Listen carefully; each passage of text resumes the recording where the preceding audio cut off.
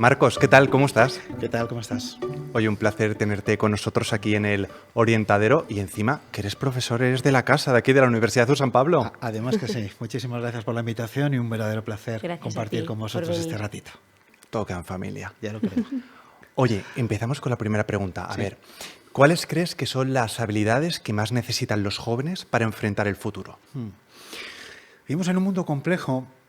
Hay muchísimo tipo de habilidades y de competencias, básicamente, sobre todo pues de cara a lo que es tener éxito, ¿no?, en el mundo en el que nos movemos, sobre todo habilidades que tienen que ver con la parte un poco más de competencias socioemocionales, ¿no? Es verdad que la parte pues un poco más técnica también es necesaria y hay que conocerla, pero básicamente con un dominio de la inteligencia emocional, con un dominio de todo lo que son competencias de orden emocional, yo creo que se llega a todas partes, ¿no? Yo creo que lo que marca la diferencia hoy por hoy en la era que que vivimos no es tanto lo que sabemos, sino cómo sabemos contarlo, cómo sabemos hacerlo y sobre todo aquello que nos permite conectar con los demás, ¿no?, y generar pues esa confianza y esa relación, ¿no?, que al final esto va de personas, ¿no? Tú, por ejemplo, eres experto en psicología positiva. ¿Cómo se puede usar la psicología positiva en un aula para mejorar el bienestar y el rendimiento académico de los jóvenes? No sé si nos puedes poner un caso práctico.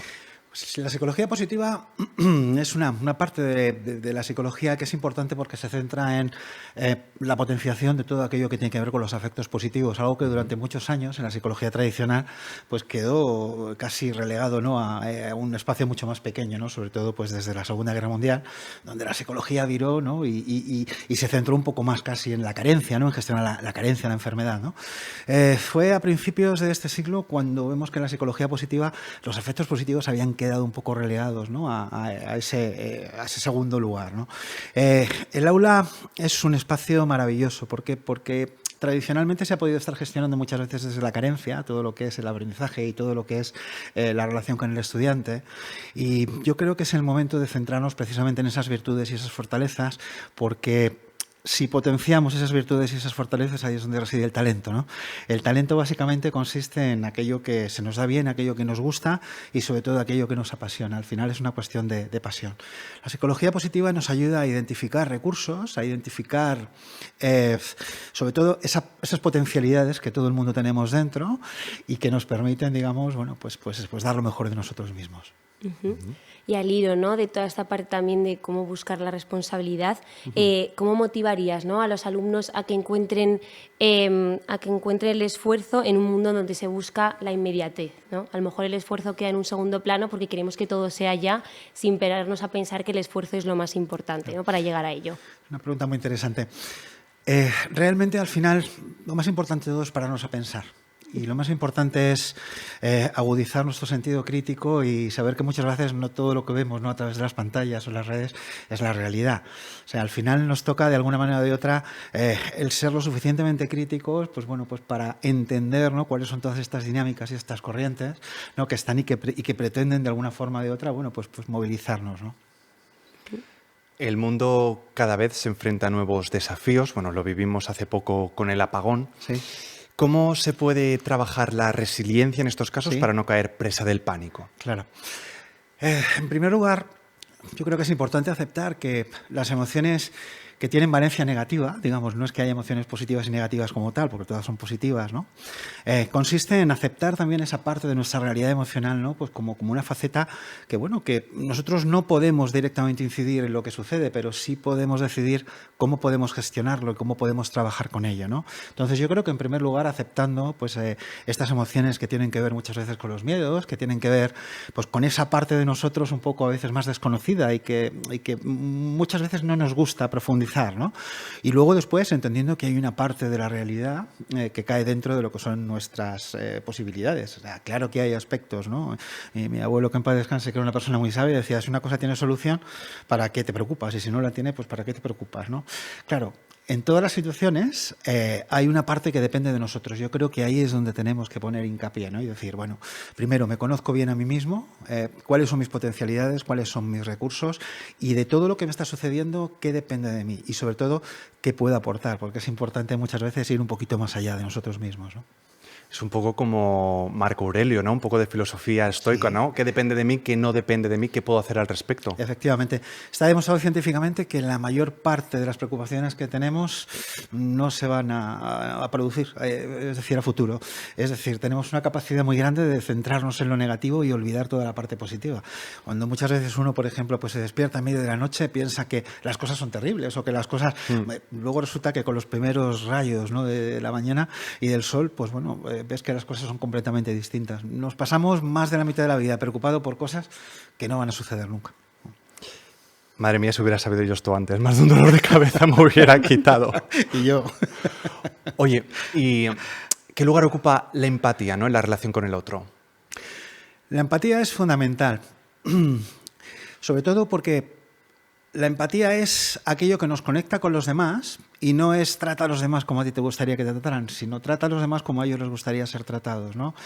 La empatía nos conecta con aquello que va más allá de nosotros. No existe una felicidad completa si no existe empatía.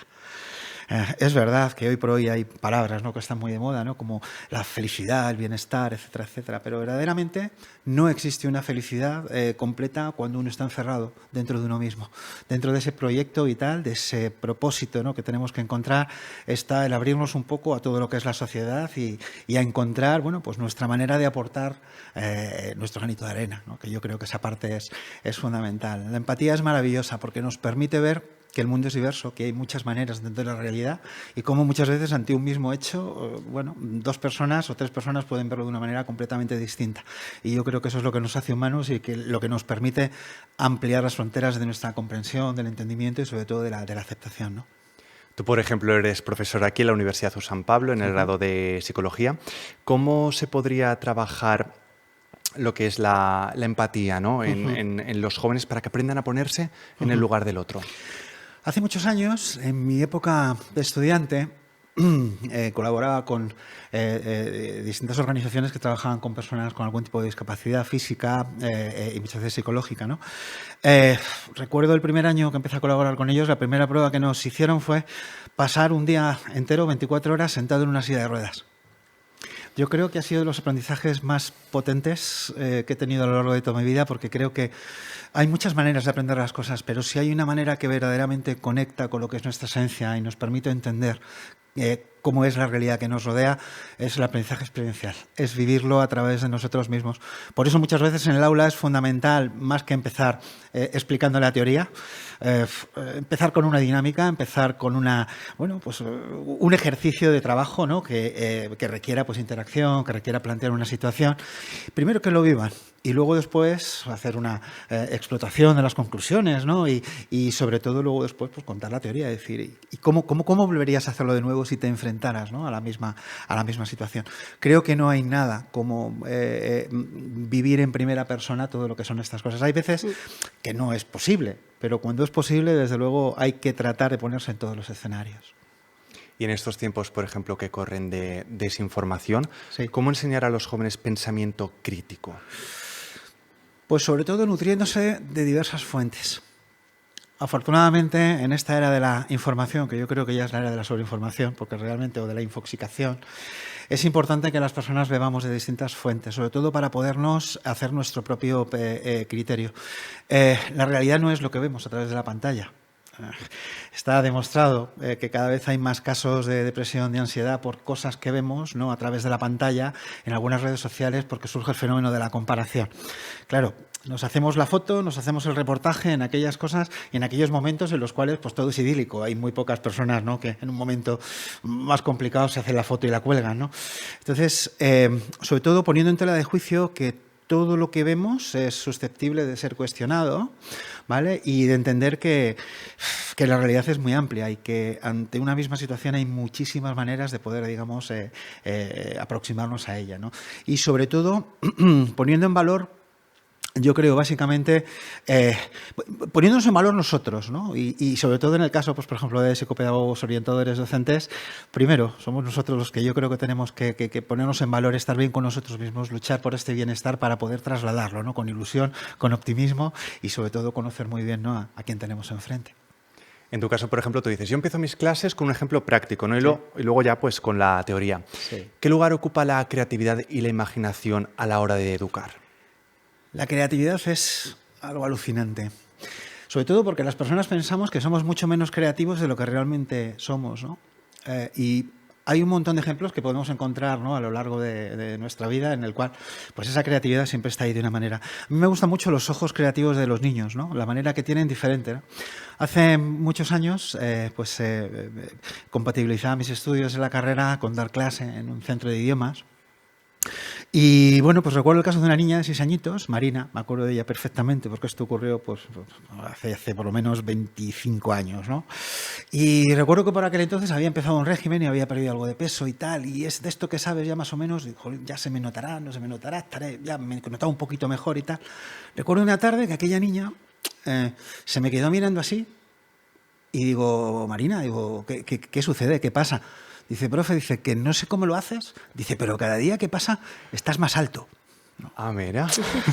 Me dio que pensar aquello, ¿no? Dije, qué interesante es la mirada creativa de los niños, la capacidad que tenemos las personas para mirar la vida de una manera distinta. La creatividad debería de ser una asignatura obligatoria, tanto en los colegios como en los institutos como en la universidad. Sobre todo porque no nos creemos que somos creativos. Y el mundo en el que vivimos, los famosos entornos VUCA, que dicen, bueno, ahora los llaman entornos Bani, etcétera, etcétera, a lo que nos permite, la creatividad nos va a permitir encontrar un montón de maneras diferentes de afrontar esa realidad y el cambio. La creatividad es un poco lo que casi nos va a garantizar pues, la supervivencia de nuestra especie, ¿no? Entre muchas otras competencias que también son importantes, ¿no? ¿Y cómo evitar que la escuela limite esa creatividad o imaginación de los niños? Yo creo que es importante que nosotros, en tanto que docentes, nos planteemos también la responsabilidad que conlleva educar personas, ¿no? Sobre todo, es verdad que existe una manera de aprender tradicionalmente. Lo que tenemos que cuestionar es si realmente la manera que hemos tenido de educar toda la vida sirve para lo que son las nuevas generaciones y para lo que es el momento actual. Claro que, por supuesto, que hay un montón de técnicas, estrategias que sirven, ¿no? Pero yo creo que lo bonito de ser docente es esa capacidad de innovación que debemos de despertar a diario y que debemos de tratar de provocar esa reacción en cadena en todo lo que son, ¿no?, pues los alumnos, ¿no? Porque la creatividad yo creo que es lo que nos va a permitir encontrar caminos diversos, muchas veces cuando las personas nos sentimos en situaciones que a veces son atolladeros, ¿no? Sobre todo pues como suben los índices, ¿no?, de ansiedad, de depresión, etcétera, etcétera, en los tiempos que corren, el mal endémico del estrés, ¿no? Hemos pasado de la era de la depresión a la era del estrés, de la ansiedad, etcétera, etcétera, ¿no? Yo creo que esa creatividad es un seguro de vida muy importante a la hora de poder afrontar las cosas que nos rodean. Y tú como profesor, ¿cómo logras conectar con tus alumnos a través de la comunicación? No sé si tienes alguna técnica, algún tip que nos puedas dar. Sí, además lo comparto con ellos, porque como ellos el día de mañana les va a tocar también. Lo más importante es la comunicación directa. Es que realmente te importen las personas, que te interesen las personas, que quieras lo mejor. Un docente tiene que ser generoso. La generosidad implica conocer muy bien a otros interlocutores, implica saber qué cosas les gustan, qué cosas les preocupan, implica sobre todo acompañarles en un momento muy difícil, que yo creo que esa es una de las labores de los docentes. Ya no es solo enseñar conocimientos o estrategias o herramientas, ¿no?, sino es acompañarles en momentos vitales para ellos que son importantes porque tienen que tomar muchas decisiones que posiblemente pues, van a ser algunas de ellas muy relevantes para el resto de su vida. Y al final nosotros yo creo que tenemos que estar ahí. Es un poco como cuando se tienen hijos adolescentes, ¿no? Hay muchos padres que te dicen, pero es que no me hace caso, es que por mucho que le diga las cosas, ya, pero continúa haciéndolo, estate ahí, estate a su lado. Porque eso es lo que verdaderamente, con el paso del tiempo, la persona va a recordar y le va a apoyar, ¿no? Saber que cuenta, ¿no?, pues con la figura de sus padres, de la familia que le están acompañando, incluso aunque haya divergencias en los puntos de vista y en las formas de ver las cosas, ¿no? El acompañamiento. Y hablabas, ¿no?, de que vivimos en una sociedad con mucho estrés, ansiedad, Sí. redes sociales, sobreinformación. ¿Cómo puede ayudar la psicología positiva, ¿no?, a los adolescentes para pues, llevar mejor todo este tema? La psicología positiva tiene una parte maravillosa, que es la parte de ayudarnos a identificar todo lo que son esos afectos que tenemos, esos recursos, ¿no? Por ejemplo, en el coaching ejecutivo lo trabajo muchísimo, ¿no? Esa identificación de recursos que todo el mundo tenemos dentro. Si vosotros sois capaces de hacer algo, yo también tengo que serlo, y lo soy. Es decir, y al final se trata de lo que es el maravilloso mundo de las habilidades, se trata de algo que se puede aprender. Alguna persona puede pensar, ¿no? Yo es que creo que para esto tengo que nacer con esta capacidad. No, las habilidades se aprenden, ¿no? La psicología positiva nos permite reforzar nuestra autoestima, reforzar nuestro autoconcepto. Nos permite entender que en determinadas situaciones el humor puede ayudarnos de una manera pues como no podemos imaginar. Cada vez que sonreímos, nuestro sistema inmune se hace más fuerte. Es decir, hace muchos años, ¿no?, era impensable hablar, por ejemplo, en empresas, ¿no?, sobre el uso del humor, ¿no? Uy, el humor, no venimos a contar chistes, venimos simplemente a enseñar. Hombre, claro que venimos a enseñar, pero el humor ayuda, ¿no?, a que las cosas fluyan de una manera mejor.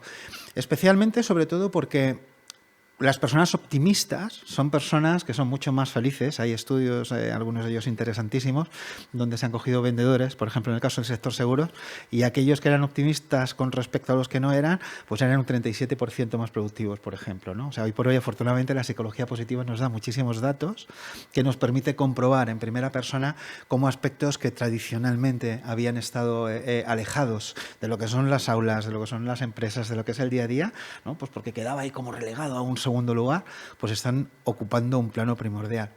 Podríamos hablar de gratitud. La gratitud, que es esa gran desconocida, es alucinante el cómo existen investigaciones que demuestran que las personas agradecidas llegan a vivir hasta 7 años más que aquellas que no lo son, ¿no? O sea, incluso afecta hasta nuestro nivel de bienestar y nuestra longevidad. Te iba a decir yo cómo trabajamos lo que es esta psicología positiva en determinados ámbitos. ¿Qué podemos hacer? Sí, por ejemplo, a mí me gusta mucho trabajar aspectos que tienen que ver con diarios de gratitud. Está demostrado que cuando todos los días antes de acostarnos damos gracias por 3 cosas que nos hayan pasado, no hace falta que sean grandes cosas. Hay días en los cuales pasan cosas más importantes y hay días en los que, bueno, pues es un día más, ¿no? Es saber ser agradecido con las pequeñas cosas, dar gracias, por ejemplo, ¿no?, por estar vivos. El mero hecho de estar vivos es un regalo porque cada día es una nueva oportunidad para seguir aprendiendo cosas. La psicología positiva también nos ayuda a reírnos de nosotros mismos, nos ayuda un poco a desdramatizar, ¿no? Estamos en una sociedad en la que parece que la emoción negativa y ese drama, ¿no?, permanente, en el que muchas veces, ¿no?, pues a través de los medios de comunicación vivimos con verdadera angustia. Claro que es una parte de la realidad que existe, pero también existe otra parte de la realidad que tiene que ver con trabajar estos afectos positivos, ¿no? Gratitud y, sobre todo, aportando muchísima esperanza. Ayudar a los alumnos a que se pongan en valor, porque muchas veces, bajo toda esa seguridad que aparentemente muchos de ellos tienen, es verdad que como cualquier ser humano tienen sus dudas, tienen sus sus incongruencias, ¿no? El ayudarles a que tomen conciencia de la gran oportunidad que tienen de conocerse a sí mismos y de poder dar lo mejor cada día, y sobre todo con el derecho a equivocarse, porque es absolutamente, de rigor que nos equivoquemos. Cualquier persona que empieza cualquier proyecto, cualquier acción, se va a equivocar siempre.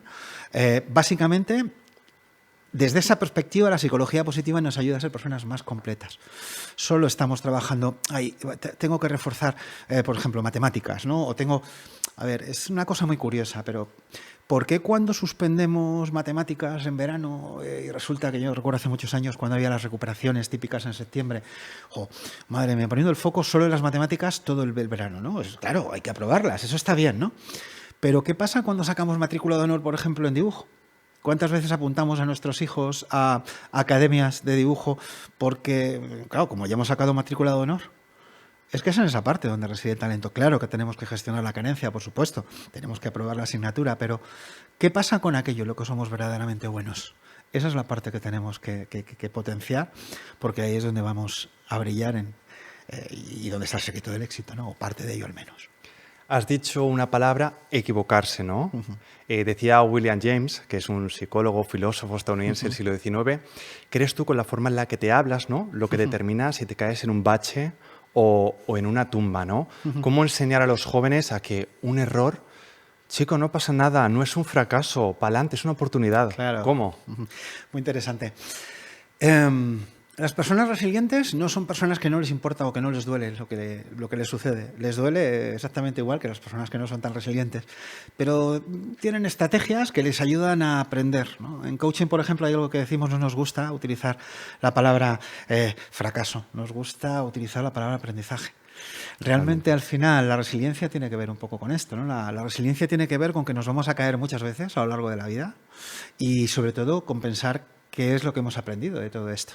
Habrá veces que realmente la propia emoción nos tenga tan sumamente paralizados y tan secuestrados que nos diga, ¡buah! O necesito tener un concepto de mí mismo más positivo y este error que he tenido, ¿no?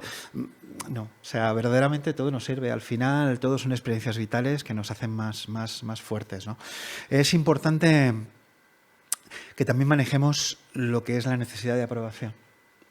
Hay una investigación interesantísima de 2 actores que están en una sala de espera y llega una persona que no sabía que eran actores, no recuerdo si era el médico o alguna, y las 2 personas que eran actores están pasándose una pelota, ¿no? Jugando mientras esperaba, ¿no? La persona que llega está sentadita y de repente en un determinado momento le pasan la pelota de tal manera que empieza el juego entre los 3.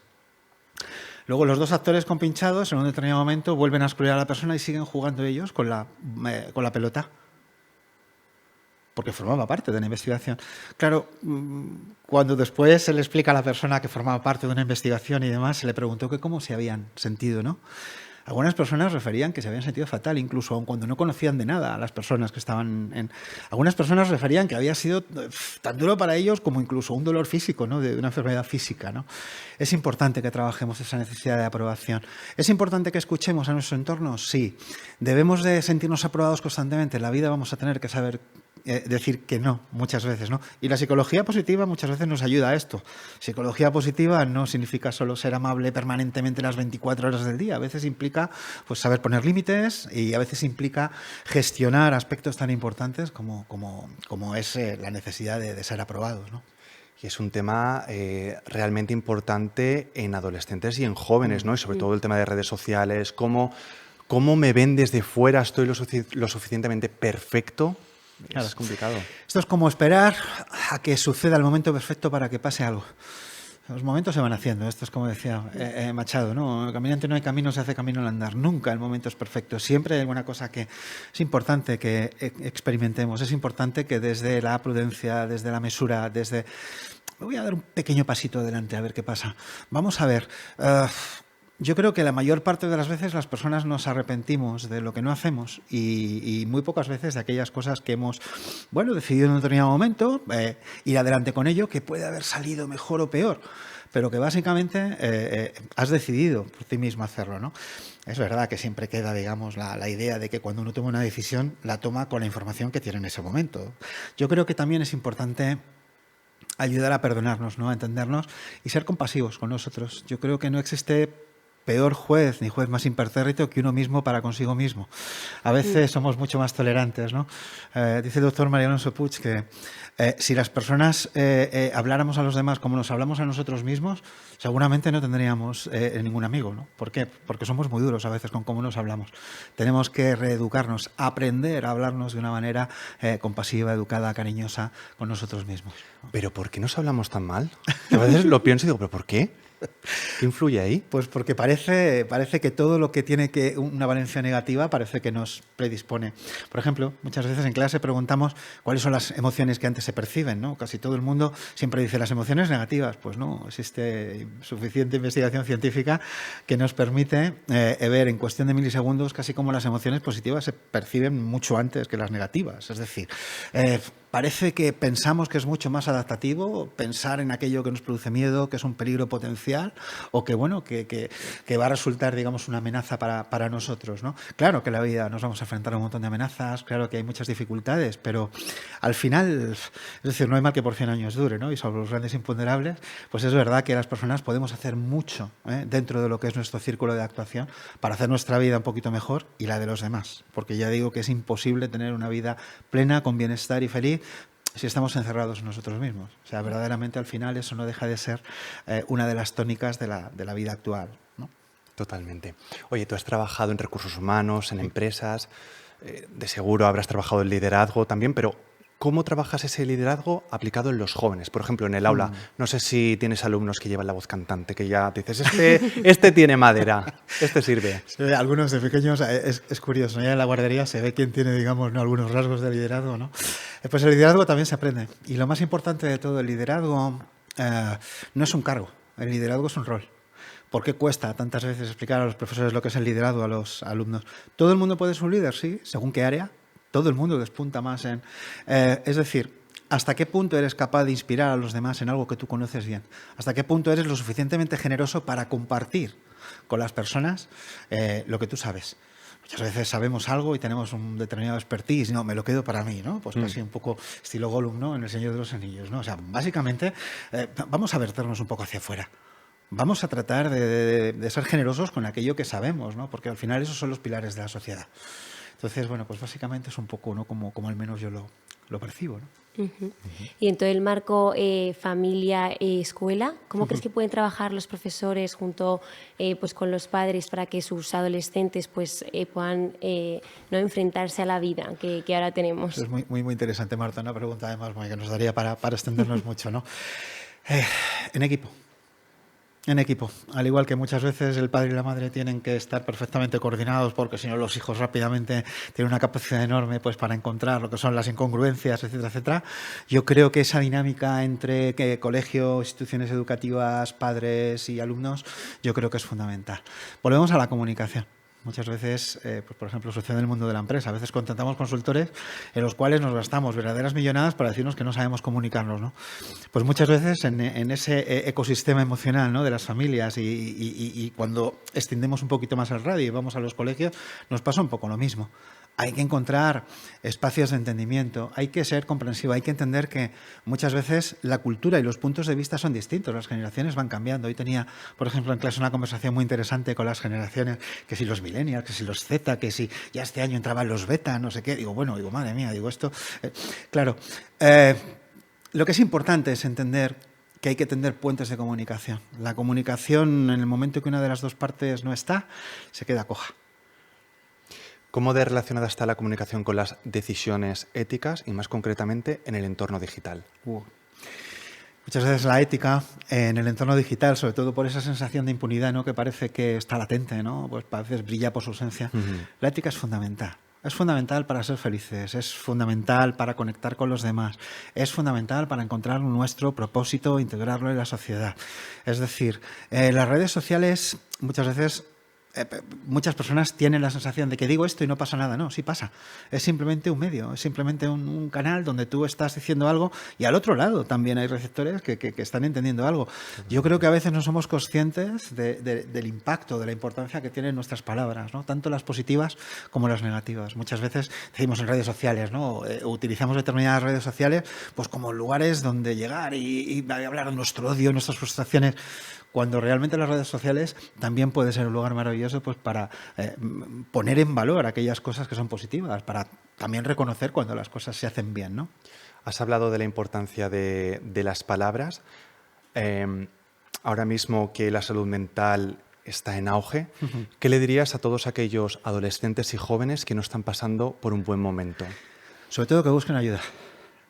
Que busquen ayuda en su entorno, que se apoyen en sus familias, que se apoyen en sus buenos amigos. Es decir, que se apoyen y que busquen buenos profesionales. Todo el mundo en algún momento de nuestra vida necesitamos ayuda. No pasa nada. Muchas veces los propios psicólogos también vamos al psicólogo, porque a veces tenemos problemas también en nuestra vida, personal, profesional, familiar, ¿no? Es decir, afortunadamente, aunque todavía queda mucho camino, ¿no?, por recorrer, hoy por hoy la salud mental se ve como algo ya, bueno, pues mucho más natural. Tenemos que buscar ayuda. Afortunadamente hoy nuestra sociedad nos permite tener acceso a un montón de mecanismos y de resortes que nos ayudan, ¿no? Eso es verdad que luego tenemos algunas cifras, ¿no?, que son escandalosas, ¿no? Por ejemplo, pues cuando hablamos de suicidios de adolescentes, que es uno de los colectivos pues que más ha subido, ¿no?, en las estadísticas, ¿no?, en los últimos años. Pero curiosamente, muchas veces nosotros podemos hacer muchas cosas cuando escuchamos a una persona hacer un comentario, ¿no? Estate ahí, ayúdale. No, es que porque hable de esto no quiero hacer más grande la idea. Al contrario, tienes que hablar con esa persona, tiene que sentir tu apoyo, tiene que sentir tu calor, tiene que saber que estás ahí. Ya te ayudará a encontrar a la persona adecuada. Es decir, y a utilizar pues, los mecanismos que afortunadamente nuestra sociedad pone en marcha a nivel pues, de profesionales, psicólogos, psiquiatras. No pasa nada por ir al psicólogo. Todo el mundo hemos ido al psicólogo en algún momento de nuestra vida. Y seguramente, bueno, pues alguno de nosotros pues nos vuelve ahí el futuro, quién sabe, porque la vida da muchísimas vueltas, ¿no? Se calcula que 2 de cada 3 personas en algún momento en su vida pues tendrán una crisis de ansiedad o atravesarán, ¿no?, una época más de tristeza, ¿no?, de depresión, ¿no? Pues bueno, manos a la obra. Si hoy por hoy lo tenemos, yo creo, más fácil que nunca para encontrar todos esos apoyos y esos recursos. Pues sí, también por último me gustaría que me contases, ¿no?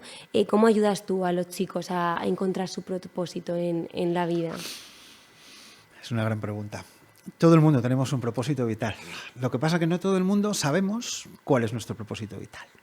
Es decir, ¿qué pistas puedo... Primero, ¿qué me gusta hacer? Segundo, ¿en qué soy bueno?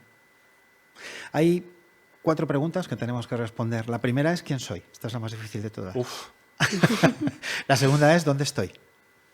eso es fácil. Va. La tercera es ¿a dónde quiero ir? Y la cuarta es ¿cómo lo voy a hacer? Es decir, las personas tenemos que descubrir cuál es nuestro propósito vital. Todo el mundo puede aportar desde cualquier esfera de la sociedad algo bueno, su granito de arena para que las cosas sean mejor y para que sean... Yo recomiendo muchísimo a las personas que luchemos por nuestra felicidad. La felicidad cuesta esfuerzo, ¿eh? La felicidad no es solo jiji, jaja, es solo el ratito bueno que pasamos, que también está bien y hay que pasarlos, ¿no? Está bien. Pero la felicidad implica muchas veces esforzarnos y tener claro cuál es ese propósito. ¿En qué soy bueno? ¿En qué he tenido experiencias de éxito en el pasado? ¿Qué me gusta hacer? ¿Es realista todo lo que estoy? Y si pruebo un poquito y voy más allá, no es una cuestión de todo o nada, porque si doy el pasito y me equivoco, siempre puedo, bueno, rebobinar y volver a empezar otra vez, ¿no? Desde el principio. Las personas nos caemos y nos levantamos muchas veces a lo largo de nuestra vida. Mirando hacia el futuro, ¿cómo preparamos a los jóvenes para trabajos que todavía no existen? Vuelvo a la frase de antes, el caminante no hay camino, se hace camino al andar. O sea, es decir, verdaderamente el futuro, pues no sabemos qué va a suceder en el futuro. Lo más importante es tener un mindset, una mentalidad abierta hacia el cambio. Tenemos que trabajar mucho la apertura mental con estos jóvenes. Yo entiendo que a todo el mundo nos gusta estar en nuestra zona de confort, nos gusta, sobre todo, pues sacar partido a todo aquello que hemos aprendido y que nos permite sentirnos seguros, pero yo creo que hay que animar, ¿no?, a las personas a que demos un pasito más allá y que probemos, pues bueno, cosas que a lo mejor desconocemos un poco y que luego seguramente nos sorprendan para bien, ¿no? Y digamos, anda, pues yo no había pensado esto. Cada vez más personas y más jóvenes dicen, yo nunca me había pensado, profe, ponerme delante de un auditorio de personas a dar conferencias, ¿no? Y hoy por hoy, pues muchos de ellos son unos oradores brillantes y son gente, o por ejemplo, escribir un libro, ¿no? Hace poco en un proceso de coaching, precisamente con un orientador, me decía, llevo 40 años para escribir un libro, a ver si tú me puedes ayudar, pero yo en esto del coaching no creo mucho. Bueno, pues ya está por el tercero. O sea, quiero decir que muchas veces tenemos ahí un montón de cosas latentes que están por descubrir. Y sobre todo lo más importante pues es encontrar cuáles son esos mecanismos, esos resortes, ¿no? Ahora vamos a plantearte una situación, ¿no? Vamos a hacer como un roleplay. Venga. A ver, ¿cómo actuarías? Vamos a ver. Venga, vamos allá. Un estudiante de primero de bachillerato que tiene 16 años, que siempre pues, ha obtenido buenas notas, acaba de suspender pues, varias asignaturas. Vale. Y pues está bastante desmotivado, ¿no? Claro. Se dice a él mismo que por más que lo intento, pues no llego. Vale. y no vale la pena tanto esfuerzo. Pues sus padres, los profesores están preocupados y pues bueno, lo que queríamos saber es cómo conversarías con este alumno, qué le dirías, ¿no?, para que volviese a motivarse y bueno, cómo le guiarías para desarrollar su resiliencia. Lo primero de todo, no le preguntaría por qué. Primero, porque me daría muy poca información y le pondría a la defensiva. Lo primero que le preguntaría es cómo se siente con todo lo que está pasando. Seguramente esa pregunta incrementa la probabilidad de que podamos establecer pues, esos puentes de diálogo, ¿no? Esa comunicación. Después, una vez que me contara cómo se siente, haría una evaluación, ¿no?, de cómo le ha impactado, ¿no?, a nivel emocional y sobre todo cómo le ha impactado a nivel de autoimagen, ¿no?, a nivel de autoconcepto. Sobre todo, hablaría de lo que es una cultura de gestión del error, donde el error pues, forma parte de la vida y donde todo el mundo en un determinado momento pues, podemos fallar, ¿no?, en algún aspecto. Después le haría un ejercicio de si pudiera volver a vivir lo que ha vivido, ¿qué haría distinto? Y después de esto, le ayudaría a desarrollar una serie de estrategias, de pasos concretos para decir, oye, ¿dónde crees que podrías hacerlo mejor, ¿no? Y sobre todo, en otros momentos de tu vida en los cuales has tenido dificultad y has salido airoso, con éxito, ¿qué hiciste? ¿Qué es lo que hiciste diferente con relación al momento presente, ¿no? Generalmente, la mayor parte de las personas, cuando son conscientes de que tienen encima una situación complicada, hacen esta reflexión, ¿no?, con el paso del tiempo. La primera vez es verdad que están un poco casi secuestrados por esa emoción, ¿no?, que les tiene totalmente... Pero con el paso del tiempo terminamos reflexionando sobre aquellas cosas, ¿no?, que podríamos haber hecho mejor. Y sobre todo, una vez más, nuestra labor es acompañar y es apoyar, ¿no? En tu caso, por ejemplo, te estamos escuchando hablar con las ganas, con lo que lo haces, con la pasión. ¿Qué es lo que te motiva a trabajar con jóvenes? Pues porque son la esperanza, son el presente, son el futuro, y ellos dentro de muy poco serán el pasado de las generaciones futuras, ¿no? Yo creo que no hay nada más bonito que construir. Yo creo que todas las personas que nos dedicamos a profesiones que tienen que ver con las personas, sobre todo debemos de ser una especie como de faros a la hora de ayudar a las personas a encontrar su propio camino, no el que a ti te gustaría. Todo el mundo, por ejemplo, dice, bueno, pues yo que soy médico, yo quiero que mi hijo sea médico. Pues a lo mejor es un buen médico o no. O a lo mejor quiere estudiar Bellas Artes y a lo mejor lo que quiere verdaderamente es ser pintor. Lo más importante, yo creo que tiene que ver un poquito con ese saber hacer, ¿no? Con lo que es esa búsqueda de felicidad y esa manera, bueno, pues de trabajarnos a nosotros mismos, que a mí me parece que es crítica. ¿Y qué es lo más gratificante de tu rol? Cuando después de un montón de años viene alguien y te lo encuentras en la calle fortuitamente y te dicen, seguramente no te acuerdas de mí, pero una vez dijiste una cosa, dice que me cambió la vida. Claro, yo me quedo sorprendido porque digo, no sé qué cosa puede decir tan importante que te haya podido cambiar la vida, ¿no? Digo, yo no. Pues es alucinante cómo el poder de las pequeñas cosas a veces consiguen transformaciones que la mayor parte de las personas no somos capaces de soñar ni de imaginar. Con muy poquito a veces podemos conseguir grandes cosas. Los cambios más grandes que existen a veces comienzan por pequeños impulsos, pequeños pasitos, que luego al final devienen pues en un cambio muchísimo más grande. Lo más bonito de trabajar con personas es la posibilidad de poder ayudar a que cada uno encuentre su propio camino. Ayudar a que las personas sean más felices, sean más generosas y estén más orientadas hacia lo que es su entorno, ¿no? Creo que hace mucha falta, sobre todo hoy en día. Pues Marcos, con muy poquito tiempo, nosotros hemos sacado grandes aprendizajes aquí con tu compañía y seguro que todas las personas que nos están viendo. Muchas gracias. Ha sido un placer. Encantado. La verdad es que muchísimas gracias. Me he sentido súper a gusto con vosotros y da gusto.